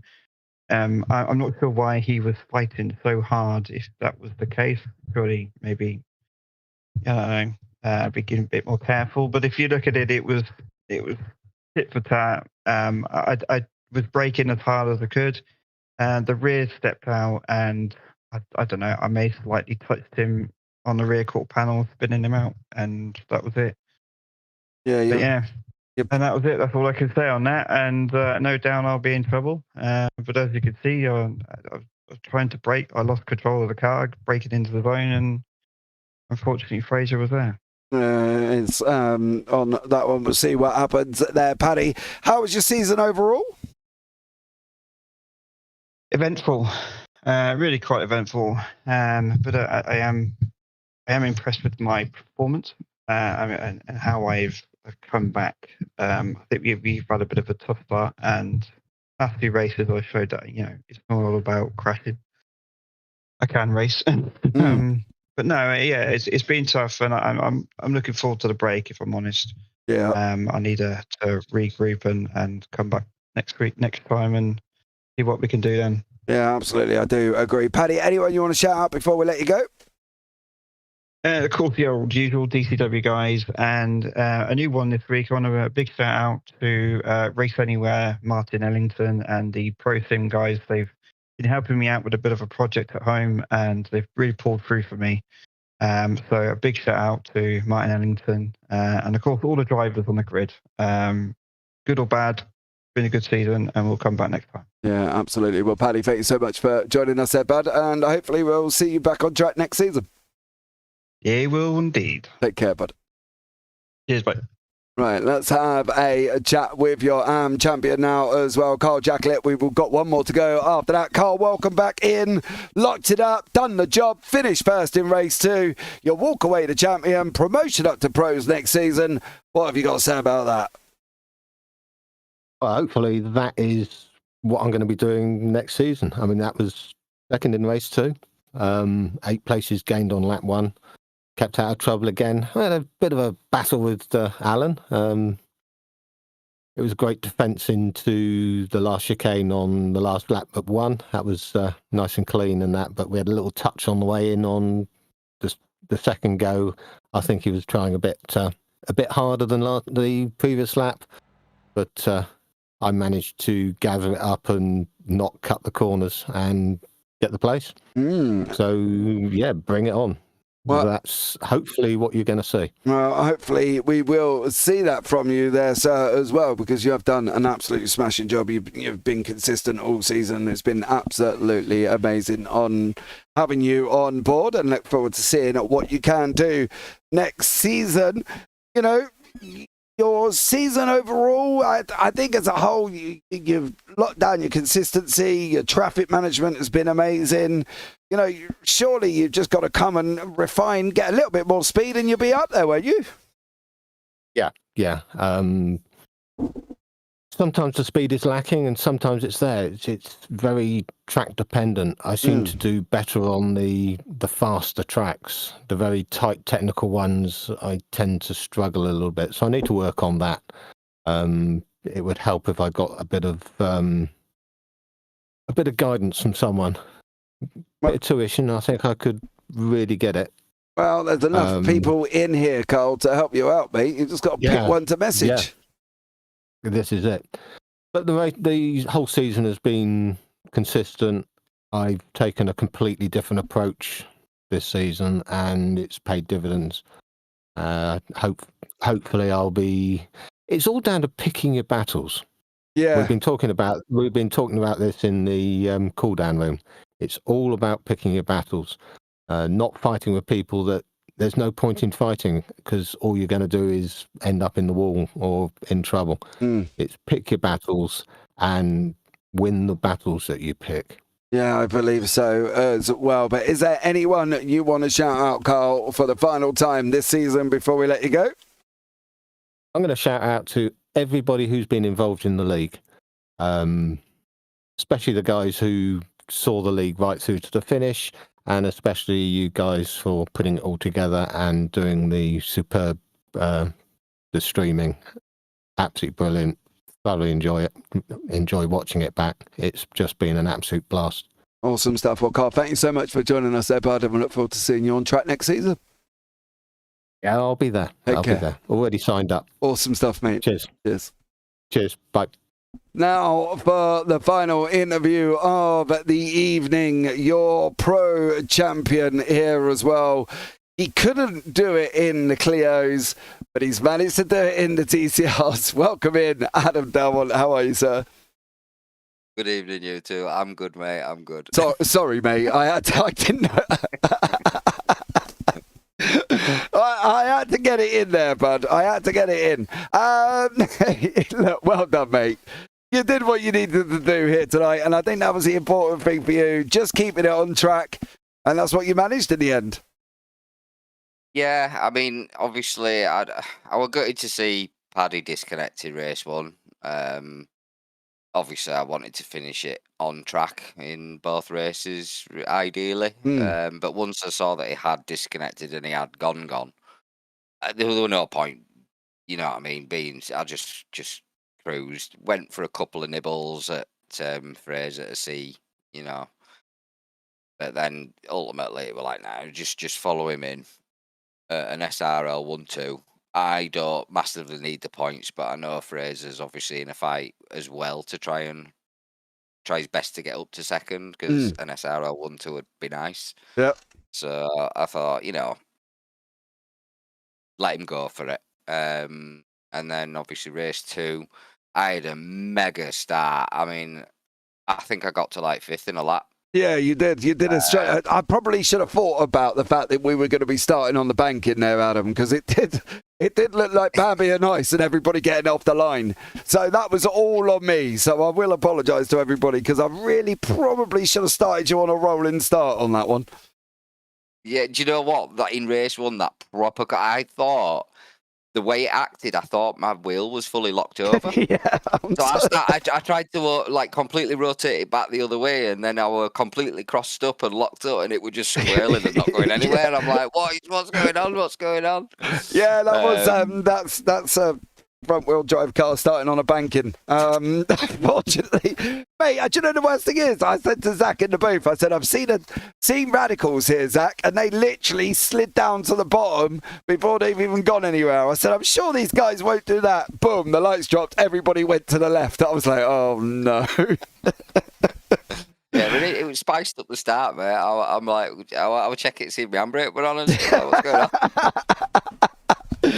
Everybody just go. Yeah. If they're all doing the same thing, Adam, it can't be you. You know what I mean? That's the way I look at it. Then Paddy come flying down. I was like, has he managed to get it going? But what's going on here? Just don't come flying down. Like, wow. Yeah, I'll think about that one if I do just decide to put you on an overall game, mate. But it's been a great season from you as well. Have you enjoyed yourself? I have, mate, yeah, massively. I mean, it'd have been nice if a couple of the faster guys that were here at the start had have obviously stayed, just to you know. Yeah, I know, mate. Have a few more people in the fight as well, but it is what it is. It's still been close. It's still been tight, and you know, it's not been easy by any means. I've had to like literally be on it every week, so. I mean, that's the thing. Paddy's given you a bit of a run. You know what I mean? Yeah, at the end of the day, like I said, you know, it'd be great having 35 cars every single round. And, you know, we had 30-odd people sign up and stuff like that. But holidays, you know, drop-offs, it was always going to happen. And I think, mate, you know, coming into the final round, it was always going to happen, to be blatantly honest with you.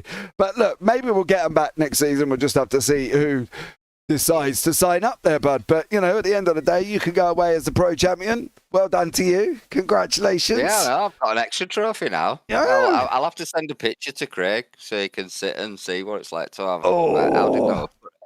Who said anything about trophies? No, only joking. Amazing what you can achieve when Pete Newman doesn't race. Oh! Ouch! Zach Sweeney, behave yourself. I outqualified the PR team in BDLV. So there you go. Oh, man. Anyone you want to shout out, Adam, before I let you go, mate, for the final time this season? Yeah, you lot for, you know, putting the whole thing together and being the entertainment that you guys are. All the drivers that have competed. Zach for his lovely comments about myself. Mate. Full of love. The next gen SRL. Paddy for, you know, for putting it to me, and his pace has come along so much. So, you know, he'll be one to watch if he comes back next season. And yeah, all the drivers and all you lot, and yeah, cheers for a mega season. Awesome stuff, mate. Well, thank you so much for joining us there, bud. And I'll catch up with you next season, hopefully. Yes, you will, mate. Take care, bud. And you too. Good night. Night. Right, guys, we can bring you up the final standings. They have been sent to me in the AMs. Carl Jacklett is your winner on 3-4-2 with Tom Woodcock and Kev Aylett, your second and third. Scott Malcolm just misses out by 10 points in fourth there as well. In the teams, JAASR are your winners with Blade Designs and Performance Link behind that one. Most of them obviously coming from Scott Malcolm on the points tables. In the pro standings, Alan Dalmont is your winner with Paddy Faulkner and Fraser Elphick. That's your 1, 2, 3 with Mikey Pollard finishing in fourth. So well done to them guys there. In the teams, it's AIRaceSummaries.com are your winner with SRL Amber, and then SRL Next Gen. Adam got a trophy all on his own there as well, so he'll be getting two. Awesome stuff from everyone. Zach, have you enjoyed yourself this season? Yeah, I guess it's been all right. Cool, absolutely amazing. Thank you so much. Zach, really? Is that really it? Yeah, it's been all right. No. It's been good. It's been a fun American tour. I'm just looking forward more to the Europeans that we go to. Of course, a great calendar lined up. Yeah, absolutely here as well. So well done to everybody. Thank you so much for joining us over this season. Thank you to everybody that's joined me in YouTube this evening. It's been fun having you guys in. But for the final time this season, guys, don't forget the next season sign-ups are open. jpbbroadcasting.com/league racing. Click on TCR Season 3 European Tour, and you can get yourself involved if you want to. We will, different format, 2 15-minute races and then a 30-minute. We will do a test on the session next week. If people are around and you want to come and get yourselves in just for a bit of fun, come and get yourselves involved. We will just do a test on the format to make sure it all works correctly, and then we will go again after. But for now, guys, that's it. Tune in for the rest of the action on the JPB YouTube channel here over this weekend, because there is quite a lot happening once more, as there always is. But for now, guys, from myself and Mr. Zach Sweeney up here in the booth, you all take care for the final time. Have a great week, and you never know, we might see you on the track sometime. Good night.